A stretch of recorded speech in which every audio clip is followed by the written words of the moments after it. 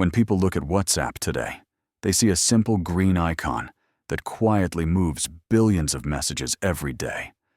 What they rarely see is that WhatsApp's journey from a tiny startup to one of Facebook's most expensive acquisitions is not a story about flashy innovation, aggressive growth hacks, or clever monetization.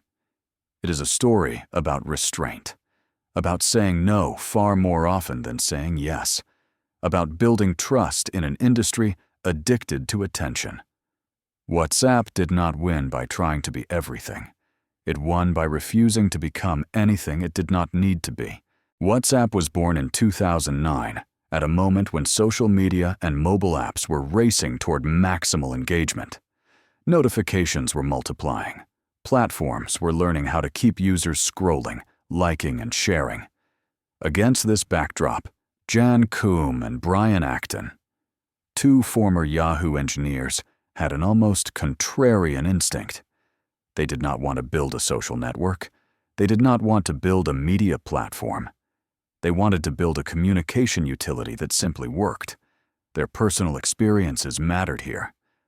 Both founders had grown up in environments where surveillance, censorship, and institutional distrust were real. Privacy was not a feature. It was a value. That value shaped WhatsApp's earliest decisions. The app did not ask for your interests, your birthday, or your social graph. It did not push content. It did not algorithmically rank conversations. It synced your contacts and let you message them. That was it. This simplicity was not laziness. It was discipline. Every additional feature was treated as a potential source of friction, distraction, or betrayal. While competitors experimented with stickers, feeds, games, and ads, WhatsApp stayed boring on purpose. The timing of WhatsApp's launch amplified this philosophy. SMS was expensive, unreliable across borders, and fragmented by carriers. Smartphones were spreading rapidly, but messaging remained constrained by old telecom economics. WhatsApp exploited this gap by using the internet, rather than carrier networks, turning messaging into a data problem rather than a billing one. For users, the value proposition was immediate and emotional. Messages felt free. Conversations felt continuous. Distance collapsed. This was not just convenience, it was relief. One of WhatsApp's most radical decisions was its refusal to monetize through advertising. In a world where free products were subsidized by attention and data extraction, WhatsApp charged a nominal subscription fee in its early years. $1 per year was not about revenue.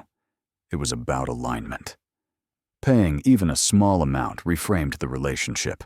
Users were customers, not the product. This reinforced trust at a psychological level. The app existed to serve communication, not to manipulate behavior. Growth followed naturally, not through marketing budgets, but through network effects. Messaging is inherently social. When one person adopts it, they invite others. WhatsApp spread virally across countries where SMS costs were high and incomes were lower. It became infrastructure in emerging markets long before it became fashionable in Silicon Valley. This global first adoption pattern is often overlooked, but it explains WhatsApp's scale. It did not grow by conquering elites first. It grew by becoming indispensable to ordinary people. Technically, WhatsApp was engineered with a similar philosophy of efficiency. Servers were kept minimal. Teams were tiny. The company famously supported hundreds of millions of users with only a few dozen engineers. This was not a stunt. It reflected a belief that complexity should live in code, not headcount. Simplicity at the organizational level reinforced simplicity in the product. Decisions were fast. Priorities were clear.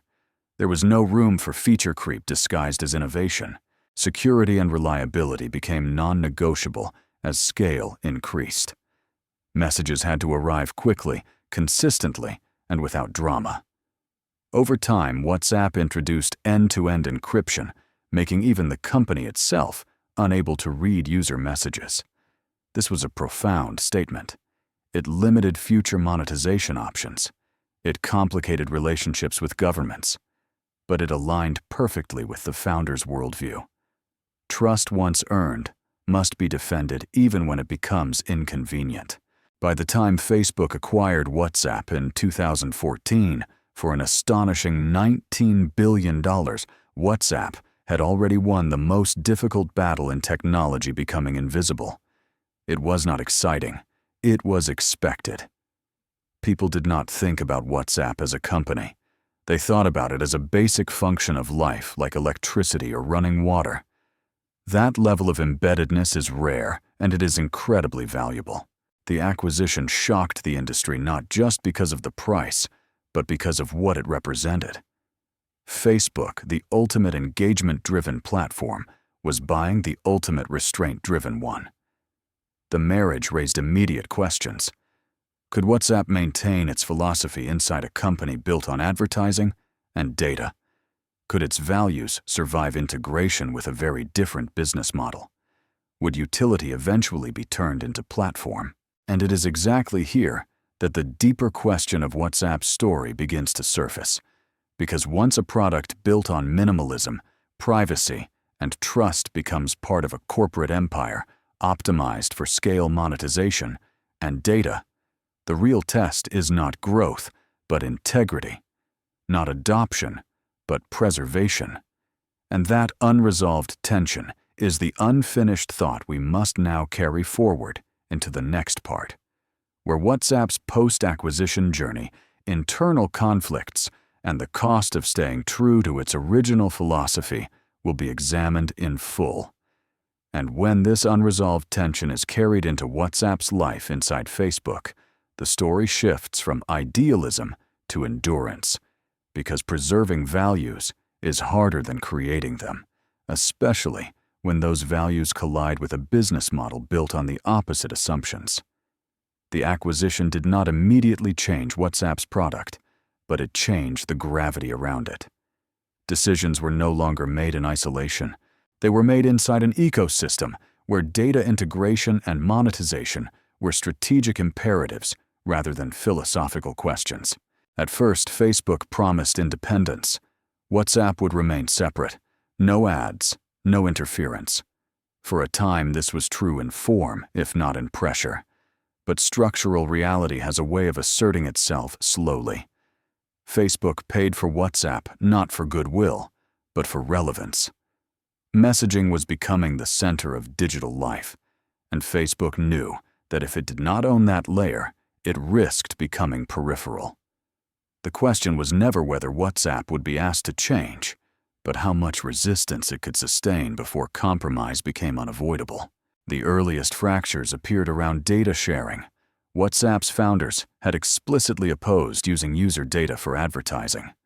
Facebook's business depended on exactly that. When WhatsApp updated its terms to allow limited data sharing with Facebook, trust was shaken. Users reacted viscerally, not because the change was technically extreme, but because it violated an emotional promise. WhatsApp had always positioned itself as different. Even small convergence felt like betrayal. This moment revealed a core truth. When a product is built on trust, perception matters more than intention. Internally, the tension became personal. Jan Koum and Brian Acton increasingly clashed with Facebook leadership over monetization, encryption, and long-term direction. Their eventual departures were not just executive exits, they were philosophical ruptures. Acton's later support for privacy-focused alternatives underscored how deeply he believed the original mission had been compromised. WhatsApp continued to function, but something intangible had shifted. The guardians of restraint were gone, replaced by managers tasked with alignment. Yet it would be misleading to frame WhatsApp's post-acquisition story as simple decline. In many ways, WhatsApp doubled down on its original strengths. End-to-end encryption was expanded globally. Ads were repeatedly delayed or shelved.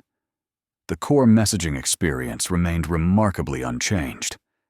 In a tech industry where products are constantly redesigned, WhatsApp's interface stayed almost frozen. This continuity is not accidental. It reflects how dangerous even small changes are when billions rely on a service daily.